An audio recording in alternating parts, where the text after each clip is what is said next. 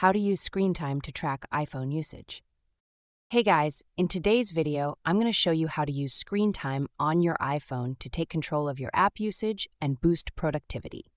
So, make sure to watch this video till the end, and let's get started. First, open the Settings app on your iPhone from the home screen or app library.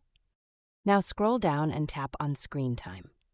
If you haven't enabled it yet, tap Turn on Screen Time and follow the on-screen instructions to finish the setup. Once it's on, you'll be able to see a breakdown of your daily and weekly screen usage, including how much time you're spending on each app.